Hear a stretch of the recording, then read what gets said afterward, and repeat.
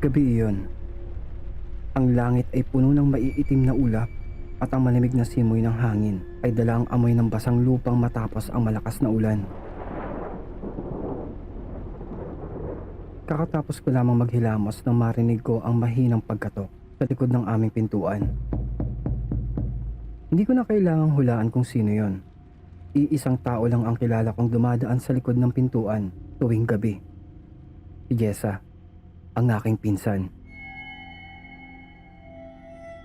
Si Jessa ang tipo ng tao na hindi palakibo, mahiyain, at madalas na sa akin lamang siya komportabling magbahagi ng kanyang mga saloobin. Sa tuwing nagkakaroon kami ng pagkakataong mag-usap, hindi ito basta-bastang usapan lamang ang aming mga pinagsasaluhan.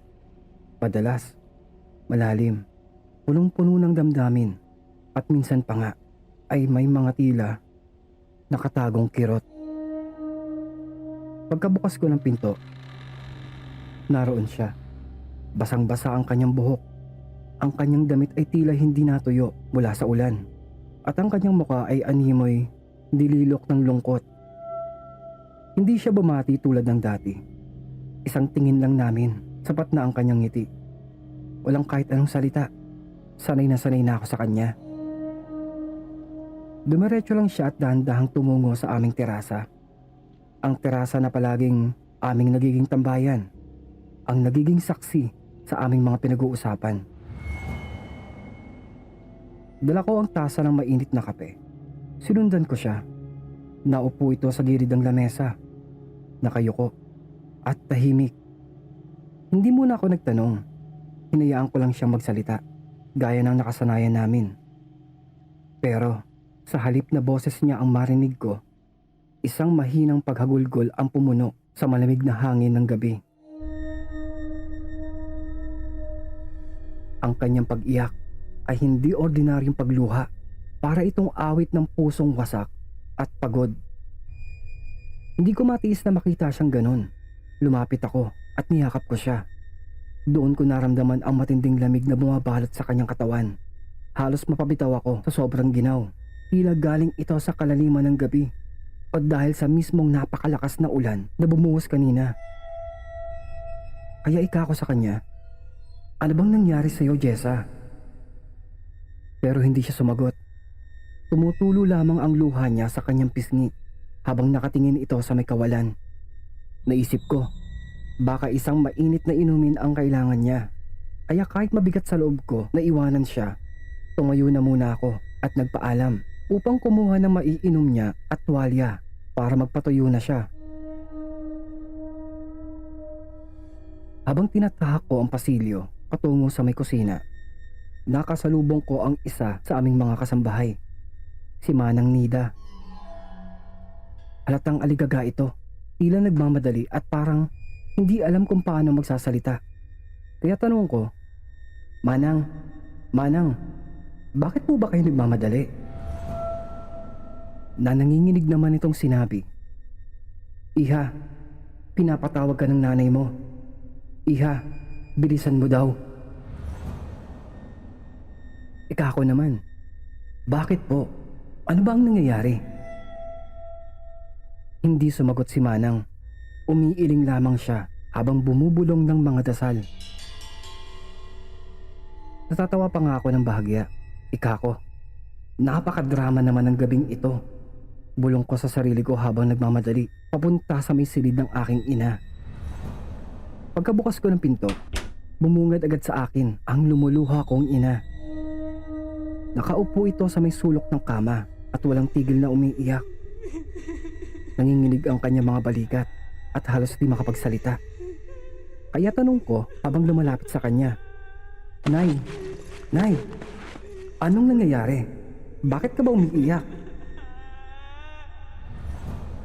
Nabulong naman ng nanay ko na halos hindi ko maintindihan ang kanyang sinasabi. Si Jessa kasi. Naika ko na maraming tumatakbo agad sa isipan ko. Anong nangyari kay Jessa? Naika ko pa nga nun na siguro kaya kanina ay umiiyak tong pinsan ko. Siguro buntis ito. Pero hindi. Nanigas ako sa sinabi ng nanay ko. Dahil ika niya, wala na siya. Wala na si Jessa. Dito nagtayuan ang mga balahibo ko sa aking braso. Hindi ko agad naintindihan ang sinabi niya. Para bang biglang bumagal ang oras at lumabo ang lahat sa paligid ko. Na halos pasigaw kong sinabi, "Nay, anong ibig niyong sabihin? Papaanong wala na? Ang gulo niyo naman. Hindi totoo yan." Pero hinarap ako ng lumuluhang mukha ng nanay ko na ika nito. Nasagasaan siya kanina lang hapon. Patay na. Patay na ang pinsan mo.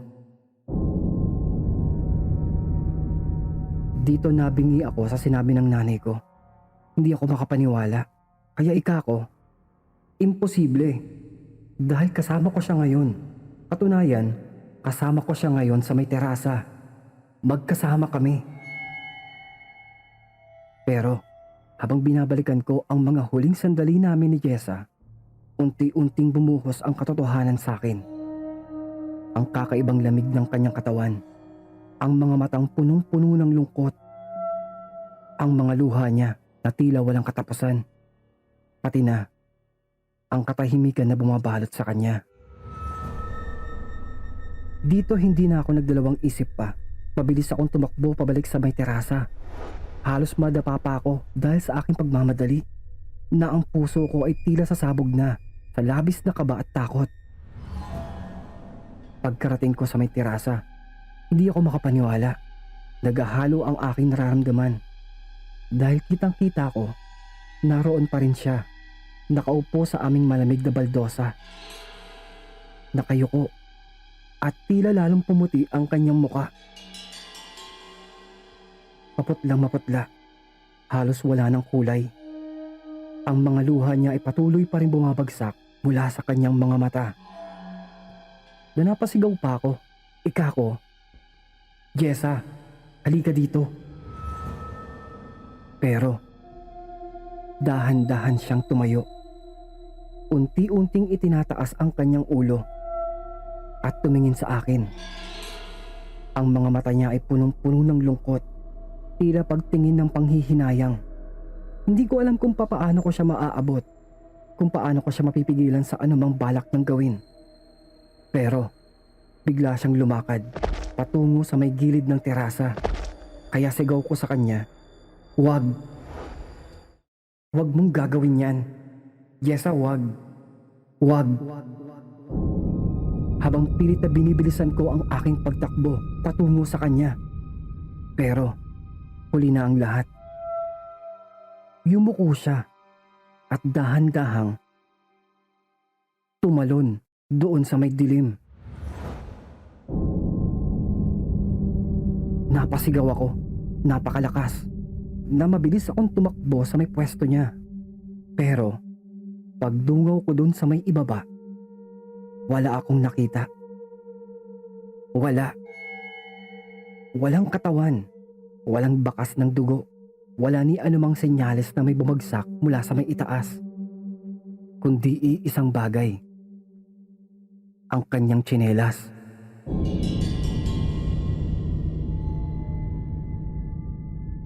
Hindi ko alam kung anong klaseng himala ang nangyari nung gabing iyon. Hindi ko alam kung si Jessa ba ay bumalik upang ito ay magpaalam o kung ito ba ay isang multo na naipit sa pagitan ng dalawang mundo. Pero iisang bagay ang natutunan ko mula sa may karanasan kong iyon. Ang buhay ay punong-puno ng mga papaano kung at sana. Paano kaya kung binigyan ko siya ng mas maraming oras habang nabubuhay pa siya? Paano kung sinabi ko sa kanya kung gaano ko siya kamahal bago siya nawala? Sana mas nalaman ko pa ang kanyang problema. At sana nagawa ko pang magpaalam ng maayos sa kanya. Maraming tao ang nabubuhay na parang kasiguraduhan ang bukas. Pero papaano kung wala na talagang bukas? Papaano kung ang pagkakataong ito na kasama natin ang mga mahal natin sa buhay ay huling pagkakataon na? para makita natin sila. Dahil sa gabing iyon, natutunan ko na huwag ipagpabukas ang mga salitang dapat ay sinabi na natin ngayon pa lamang. Huwag ipagpaliban ang mga yakap, ang mga halik, at ang mga pag-aalala sa mga mahal sa buhay natin. Ang bawat segundo ay mahalaga. Ang bawat sandali ay hindi na maibabalik pa. At si Jessa, siya ang paalala ko na ang buhay ay isang hiram na sandali lamang na anumang oras, maaari tayong mawala. Na kung darating ang bukas na wala na tayo, naiwan ba natin ang mga tamang salita, mga tamang gawa para sa mga mahal natin, para sa ating kapwa? Nakakalungkot minsan isipin, may mga tao malapit sa ating puso na minsan mapapatanong pa tayo, bakit sila pa? Bakit naman yata agad-agad at sila ay nawala? At bakit hindi ang iba dyan na madami pa ang mas masama? Bakit sila pa? Hindi po ba? Gayon pa man mga kaibigan, lubusin natin ang mga pagkakataon na habang sila ay atin pang abot kamay. Huwag natin silang hayaang bigla na lamang mawala na hindi man lang natin nasasabi sa kanila kung gaano sila sa atin kahalaga, kung gaano natin sila kamahal, at gaano sila ka-espesyal sa buhay na nilalakaran natin. Kaibigan, mabuhay ka ng may ngiti. Madami pa ang maaaring mangyari. Ano man ang mabigat mong pinagdadaanan ngayon, kapit lang.